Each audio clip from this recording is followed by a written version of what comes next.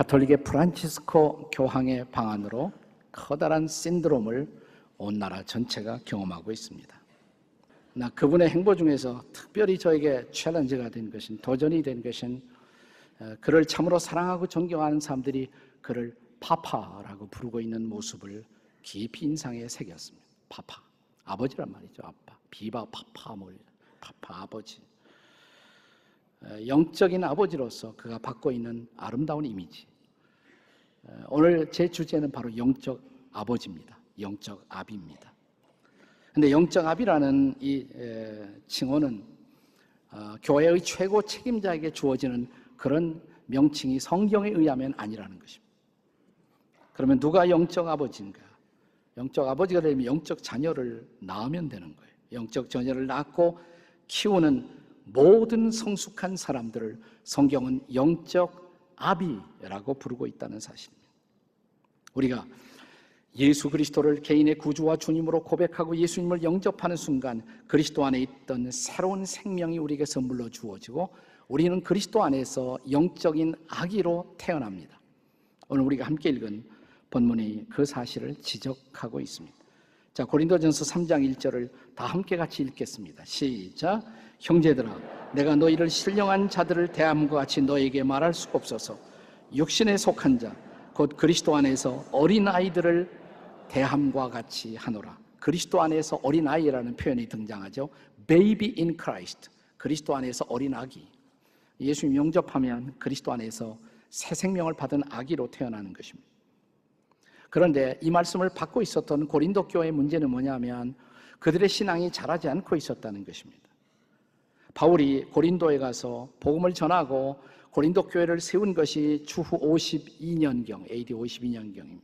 세월이 흘러갑니다. 한 2, 3년이 흘러가는데도 신앙이 성숙하지 못하고 있는 사람들의 모습을 보고 바울은 안타까워서 에베소라는 곳에서 고린도를 향해서 편지를 씁니다. 그것이 바로 고린도 전서와 후서예요. 그리고 그들의 진정한 영적 성숙을 촉구하는 것입니다. 우리가 예수를 믿게 되면 일생에 걸친 영적인 숙제 하나를 받습니다. 그 숙제는 우리 모두 신앙생활의 한때 마침내는 우리 모두가 영적인 아비와 어미가 될 수가 있어야 한다는 것입니다. 영적인 파파와 마마가 우리가 다 돼야 한다는 거예요. 그분뿐만 아니라 우리 모두가 다 영적인 아비와 어미가 될 수가 있어야 한다는 것입니다. 자, 바울은 고린도 성도들에게 내가 나라는 존재가 당신들에게 바로 그런 영적인 아비가 아니더냐? 오늘 본문에서 이 말을 하고 있어요. 자, 4장 15절 다시 한번 읽습니다. 다 함께 시작. 그리스도 안에서 1만 스승이 있을 때 아버지는 많지 아니하니 그리스도 예수 안에서 내가 복음으로써 너희를 낳았습니다. 그리스도 안에 1만 스승, 수많은 사람들에게 우리가 가르침을 받을 수가 있어요. 그러나 전도를 해서 영적으로 돌보고 키운 사람은 바로 내가 아니더냐? 내가 바로 너희들에게 영적 아비가 아니더냐? 그렇다면 내 말 잘 들으라는 것입니다. 그리고 한날 너희들도 영적인 아비가 되었으면 좋겠다. 신앙이 잘 자라서 성숙해서 영적인 아비가 되었으면 좋겠다. 이것이 바로 본문의 레슨입니다. 이런 영적 아비를 향한 성숙, 그것을 아름답게 보여주고 있는 스토리가 바로 철로역정이에요. 다시 철로역정의 이야기입니다. 순례자 주인공 크리스찬이 좁은 문을 통과하자마자 선이씨, 굿윌, 선이씨의 환영을 받고 환영을 받은 다음에 선이씨는 그를 데리고 한 집으로 인도합니다. 그 집이 해석자의 집이에요. 해석자의 집. 이 집에 도착하자마자 해석자라는 분이 반갑게 환영을 하면서 집 안으로 들입니다. 들어오다 보니까 초상화가 하나 있어요. 초상화의 주인공은 하늘을 우러다보고 있었고 손에는 책을 들고 있었고 입술에는 아름다운 진리의 말씀이 떨어지고 있었고 머리에는 황금의 면류관을 쓰고 이 초상화는 바로 우리들을 영적으로 세워주는 일에 역할을 했던 아름다운 목자들의 모습을 보여주고 있는 것입니다. 영적 아비의 초상화예요. 아마도 철로역정의 저자 존 버녀는 이런 해석자의 집에 아름다운 목자의 초상화를 통해서 자기 생에 그가 신앙의 확신을 가질 수 있도록 영향을 주었던 자신의 청년기의 목자였던 존 기포드라는 목사님을 생각하고 있었을 것입니다. 존 버년이 예수 처음 믿고 막 신앙의 확신을 갖지 못하고 방황하고 있을 때 그 세인트 존 철치라는 침례교회의 목사님, 이 기폴드라는 목사님이 그를 반갑게 맞이하면서 언제든지 목사관에 오라고, 그 목사관에서 그와 더불어 신앙의 대화를 나누면서 마침내 그가 확신을 가질 수 있도록 도왔던 것입니다. 지난번 우리 영국 순례팀이 바로 그곳을 방문했을 때 그 세인트 존 철치, 이 교회 바로 옆에 목사관이 있고 목사관에 바로 여기서 존 버년이 바로 기포드의 영적인 도움을 받았다는 사실을 거기에 기록하고 있었습니다. 다시 한번 그 팻말을 보시면 이렇게 쓰여 있어요. 존 버년이 바로 이곳 목사관에서 기포드 목사님분에게 spiritual help, 영적인 도움을 받을 수가 있었다. 그러니까 틀림없이 아마 철로역정 해석자의 집을 그가 써내려가면서 그는 바로 이 기포드의 목사관을 머릿속에서 연상하고 있었을 것입니다. 자, 그는 이 목자상, 자기의 생애를 인도했던 목자상을 보여주면서 이제 그를 해석자의 집 안으로 인도합니다. 바로 이제부터 그 집 안에서 보게 될 모든 것, 그것은 바로 영적 아비들이 우리에게 베푼 도움들, 지나간 날 신앙의 여정을 통해서 여러분도 누군가에게 영적인 도움을 받았을 거예요. 바로 그들의 도움을 연상시키는 것들입니다. 다시 말하면 이제 해석자의 집안에서 경험하는 일련의 사건은 영적 아비들의 미션을 상징하는 것입니다. 우리가 성숙한 자들이 나를 따라오는 사람들에게 어떤 도움을 베풀어야 하는가를 보여주고 있는 것입니다. 자, 영적 아비의 미션 뭘까요? 첫째로 복음의 능력을 가르칠 수 있어야 한다는 것입니다. 해석자가 목자의 초상화를 보여준 다음에 그 다음 순례자를 인도한 것은 넓은 응접실이었습니다. 근데 응접실에 딱 들어가 보니까 먼지로 가득 차 있어요. 먼지로 꽉 가득 차 있는. 자, 이제 해석자가 하인을 부릅니다. 하인 머슴이 빗자를 가지고 나와요. 여기 좀 쓸으라고. 그래서 막 쓸기 시작하니까 먼지가 풀풀 날이죠. 눈을 뜰 수가 없어요. 네. 그러자 스탑 시킵니다. 그리고 이번에는 하녀를 부릅니다. 머슴 하인이 사라지고 하녀가 물동이를 가지고 등장해요. 이 물을 뿌리라고. 물을 쫙 뿌려요. 그리고 이제 이 먼지를 걷어내라고. 깨끗해졌어요. 이게 무슨 뜻인지 알겠냐고 크리스찬이 묻습니다. 무슨 뜻입니까? 그러자 해석자가 설명을 합니다. 이 응접실의 바로 먼지는 바로 인간의 죄를 상징하는 것이라고. 인간의 가장 중요한 과제는 죄를 어떻게 해결할 것인가. 그런데 여기 빗질을 하고 있었던 하인은 바로 율법을 상징하고 있는 것이라고. 아무리 율법을 따라가 봐도 또 율법을 지키려고 해서 봐도 그것은 죄를 해결하지 못한다고. 그것은 풀풀 죄를 드러내지만 그것은 죄 문제를 해결할 수 없는 것이라. 물동이를 가지고 온 하녀, 바로 그녀가 복음을 상징하는 것이라. 자, 그녀를 통해서 이 모든 집안의 먼지는 가라앉았고 마침내 먼지는 제거되었고 이 방안이 아름답게 평온하게 회복되지 않았느냐고. 그것이 복음의 능력이라고. 그것이 복음이 하는 일이라고. 우리가 복음의 주인이신 그리스도를 영접하는 순간 죄 사함을 받고 우리 마음속에서 이제 죄 대신 그리스도를 주인으로 모시고 살아가는 새로운 인생. 복음은 바로 이런 능력을 우리에게 제공하는 것이라고. 사랑하는 여러분, 성숙한 영적 아비들이 영적인 아이들에게 그리고 우리를 따라오는 후배들에게 전달해야 할 메시지는 바로 이런 복음의 능력인 것입니다. 바로 이 대목에서 존 버년은 철로역정의 해석자를 통해 로마서 7장의 말씀을 소개합니다. 먼저 7장 6절입니다. 같이 읽겠습니다. 다 함께 같이 읽습니다. 시작. 이제는 우리가 얽매였던 것에 대하여 죽었으므로 율법에서 벗어났으니 이러므로 우리가 영의 새로운 것으로 섬길 것이요 율법 조문에 묶은 것으로 하지 아니할지니라. 우리 율법 붙들고 사는 사람이 아니다. 이제 영의 새로운 것으로 하나님을 섬겨야 한다. 성령이 증거한 예수 그리스도, 그리고 그리스도의 영이 인도하는 바를 따라서 살아야 한다고. 그것이 우리의 새로운 삶의 본질이라고. 그러면 율법은 뭐냐고? 그 다음 절이 대답을 합니다. 로마서 7장 7절입니다. 다 같이 읽겠습니다. 시작. 그런즉 우리가 무슨 말을 하리요? 율법이 죄냐? 그럴 수 없느니라. 율법으로 말미암지 않고는 내가 죄를 알지 못하였으니 곧 율법이 탐내지 말라 하지 아니하였더라면 내가 탐심을 알지 못하였으리라. 자, 율법에 계명이 많이 있죠. 그 중에 하나, 탐내지 말라. 내가 계명을 딱 읽었을 때 난 탐내고 살잖아요. 아, 내가 율법을 범했구나. 그걸 깨달아요. 탐내지 말라는 계명이 있으므로 탐내고 살아왔던 죄를 발견해요. 율법은 거기까지 우리를 인도할 수가 있습니다. 그러나 탐심을 극복하도록 인도는 못한다 이 말이에요. 그러나 복음은, 그리스도는 내 죄를 용서할 뿐만 아니라 우리가 이 탐심을 극복하고 살아갈 수 있는 능력을 허락할 수가 있다는 것입니다. 그렇다면 우리가 붙들고 살아야 할 것, 율법이 아니죠. 복음의 능력입니다. 복음의 능력. 나는 모든 영적 아비됨을 사모한 모든 사람들이 먼저 복음의 능력을 확신하고, 그리고 우리의 이웃들에게, 우리의 복음을 들어야 할 사람들에게, 또 우리를 따라오는 후배들에게 바로 복음의 능력을 전달하는 사람들이 되시기를 주의 이름으로 축원합니다. 영적 아비들이 담당해야 할 미션, 첫째는 복음의 능력을 확신하고 가르치는 것, 두 번째는 인내의 상급을 가르치는 일입니다. 인내의 상급. 자, 해석자가 철로역정의 주인공 수레자 크리스찬을 다음 장소로 인도합니다. 해석자의 집 안에서 다음 방으로 인도해요. 작은 방으로. 이 작은 방에 들어가 보니까 의자가 두 개 있어요. 의자가, 거기에 아이 둘이 앉아 있습니다. 근데 한 아이는 불평불만으로 꽉 차 있고, 한 아이는 아주 평온한 모습으로 앉아 있어요.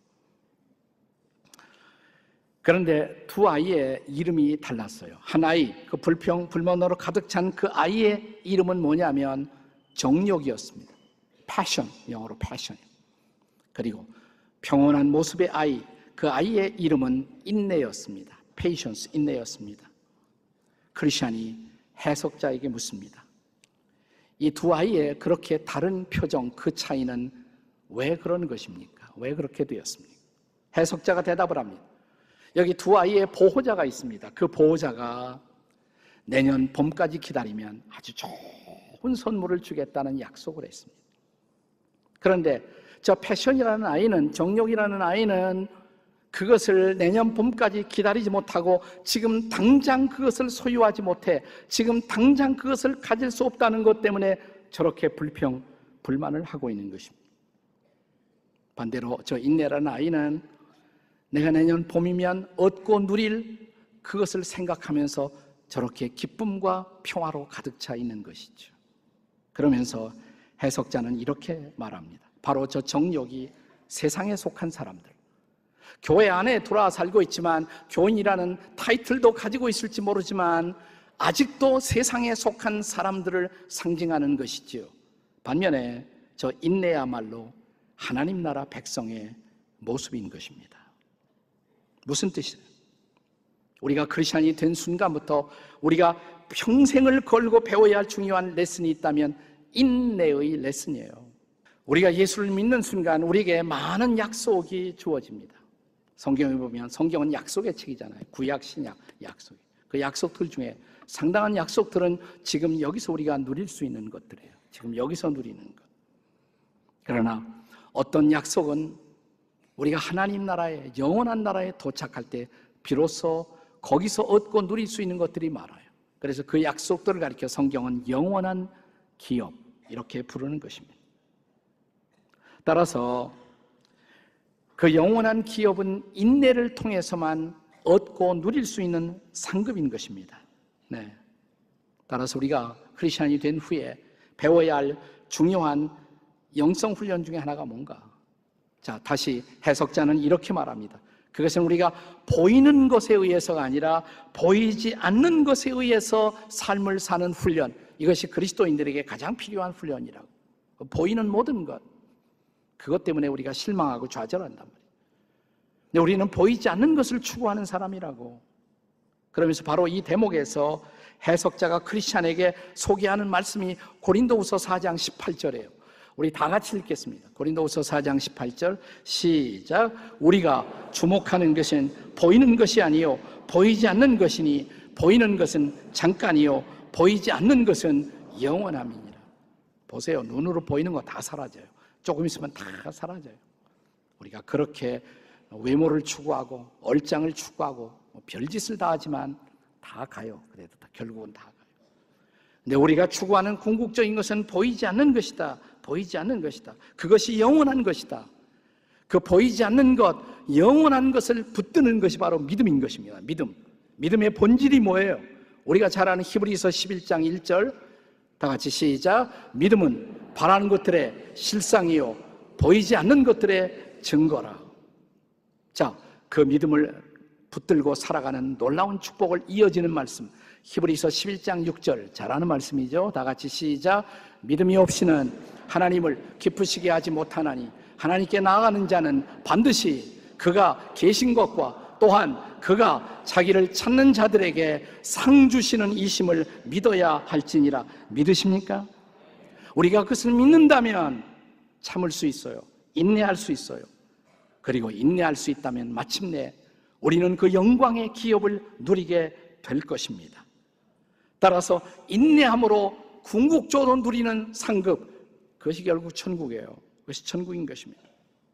따라서 영적 아비 된 우리가 먼저 이 인내를 엑서사이즈 하면서 또 나를 바라보고 나를 따라오고 있는 우리의 후배들에게, 영적인 아이들에게 부지런히 가르쳐야 할 가장 중요한 레슨 뭡니까? 인내함으로 얻을 수 있는 상급. 그것이 신앙의 본질임을 나누고 가르칠 수 있기를 주의 이름으로 축복합니다. 영적 아비의 미션 세 번째로는 우리가 가르칠 것, 우리가 나누어야 할 것, 은혜의 사역입니다. 은혜의 사역을 가르쳐야 합니다. 자, 해석자는 다시 주인공 크리스찬을 데리고 이번에는 벽난로가 있는 방으로 데리고 갑니다. 벽난로가 있는 방. 난로에 막 이렇게 불길이 타오르고 있어요. 그런데 누군가가 이 불길을 끄려고 자꾸만 물을 붓고 있습니다. 근데 아무리 물을 부어도 그 불길이 꺼지지 않아요. 계속 타올라요. 이상하다. 이렇게 그 벽난로를 돌아보니까 다른 방향에서 한 사람이 계속 또 기름을 붓고 있는 거예요. 기름 붓고 있는 거예요. 이게 도대체 무슨 뜻입니까? 제발 철로역정 읽어봐요. 이게 천재예요. 이 존 버년이 얼마나 놀라운 사람인지 몰라요. 묻습니다. 이게 무슨 뜻이냐? 해석자가 대답을 해줍니다. 물론 저 불을 끌려고 계속 물을 붓고 있는 저자가 바로 마귀 사탄을 상징하는 것입니다. 우리 마음속에 생긴 신앙의 불꽃, 그 불꽃을 마저 꺼트리기 위해서 물을 붓고 있는 자, 사탄이 하는 일, 마귀가 하는 일이죠. 그러면 저 벽난로 뒤에서 기름을 붓고 있는 저분은 누구입니까? 해석자는 빙그레 웃으면서 그게 바로 그리스도이시지요. 그게 바로 예수님이십니다. 그리스도이십니다. 여러분, 그리스도라는 말의 뜻을 아세요? 그리스도, 네, 크리스토스 히라보로 이 단어의 본래의 뜻은 anointed one, 기름 부음을 받으신 자, 기름 부음을 받으신 자. 예수님은 기름 부음을 받으신 자예요. 물론 상징적인 표현이지만, 자, 기름 부음을 받으심으로 그분은 이 땅에서 메시아적 놀라운 사역을 감당하셨습니다. 사도행전 10장 38절을 잘 읽어보세요. 자, 사도행전 10장 38절 시작. 하나님이 나사렛 예수에게 성령과 능력을 뭐 했어요? 기름 붓듯 하셨음에 그가 두루다니며 선한 일을 행하시고 마귀에게 눌린 모든 사람을 고치셨으니 이는 하나님이 함께 하셨습니다.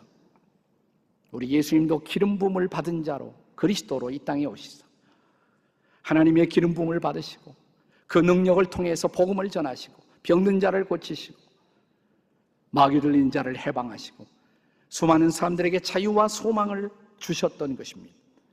그리고 십자가에 돌아가신 그분, 그리고 부활하신 그분, 승천하신 그분, 하나님 우편에 계신 그분, 하나님 우편에서 지금 그리스도는 어떤 일을 하고 계실까요? 그분이 하시는 중요한 일 중에 하나가 저와 여러분에게 기름을 붓고 계시다는 사실입니다. 그 기름 부음으로 오늘 우리도 부족하지만 하나님의 일을 감당하고 복음의 사역을 감당할 수 있다는 것입니다. 존 버년은 철로 역정에서 이제 해석자를 통해서 이 대목에서 바울 사도의 유명한 고백 고린도후서 12장 9절의 말씀을 인용하고 있습니다. 같이 한번 읽겠습니다. 다 같이 시작. 나에게 이르기를 내 은혜가 내게 족하도다. 이는 내 능력이 약한 데서 온전하여 짐이라 하신지라. 그러므로 도리어 크게 기뻐함으로 나의 여러 약한 것들에 대하여 자랑하리니 이는 그리스도의 능력이 내게 머물게 하려 합니다. 바울 사도는 이 땅에서 많은 약함을 경험했어요. 그는 자기에게 육체의 가시가 있었다. 나를 찌르고 있는 가시, 고쳐지지 않은 난치의 질병을 경험하고 있었던 것입니다. 자, 그래서 그는 하나님 앞에 나와서 거의 결사적으로 몇 번이나 기도했습니까? 답을 가르쳐주고 있잖아요, 이렇게. 네. 3번 기도했다고, 3번씩. 그런데 바울이 의도한 그대로 그 병이 낫습니까? 아니에요. 병이 낫지 않았어요. 그러나 그렇다고 하나님이 내 기도를 응답하지 않았다고 말합니까? 아닙니다. 바울은 오히려 그의 은혜가 내게 좋겠다라고 말합니다. 무슨 뜻입니까? 자기가 원하는 방식대로 병이 치료함을 받은 것은 아니었지만 그 병 때문에 못할 일 없었어요. 그 당시 알려진 전 세계를 3바퀴 4바퀴씩 돌아다니면서 복음을 전하고 도처의 교회를 개척하고 다 했어요. 할 일 다 했어요. 그것은 그리스도의 능력이 내게 머물고 있었기 때문이다. 오늘 본문의 주제의 표현을 위한 그리스도의 기름 부으심이 계속 그와 함께 하셨기 때문입니다. 그 능력이 함께 하신다면, 그 능력이 여러분과 저를 붙들고 있다면 우리도 그 은혜를 나누는 놀라운 삶을 살 수가 있습니다. 이것이 바로 은혜의 사역이에요. 은혜의 사역. 사랑하는 여러분, 이 은혜의 사역, 우리 안에서 계속 불을 붙이는 이 사역이 없다면 우리의 복음 증거, 우리의 선교 감당할 수 없는 것입니다. 또 전도를 했는데 내게 전도를 받은 사람들, 그들의 신앙이 보장된다는 보장이 없어요. 그러나 한 사람이 그리스도를 진심으로 받아들였다면, 그리고 복음의 씨앗이 그 안에 뿌려졌다면 여러분, 그리스도의 은혜가 그 영혼을 붙들어 보존해 주신다는 것을 믿으시기 바랍니다.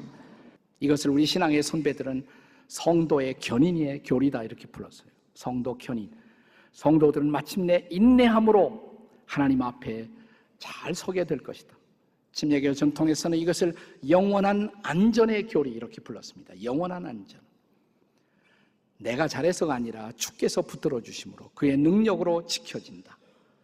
바울은 그의 영적인 아들과 같았던 디모데에게 디모데후서 1장 6절과 7절에서 이렇게 말씀을 전하고 있습니다. 다 같이 읽겠습니다. 시작. 그러므로 내가 나의 안수함으로 내 속에 있는 하나님의 은사를 다시 부릴 듯하게 하기 위하여 너로 생각하게 하노니 7절. 하나님이 우리에게 주신 것은 두려워하는 마음이 아니요 오직 능력과 사랑과 절제하는 마음이니. 나는 내 속에서 하나님의 은사가 부릴 듯 타오르기를 바란다. 그래서 능력과 사랑과 절제 속에 살아가도록. 그렇습니다.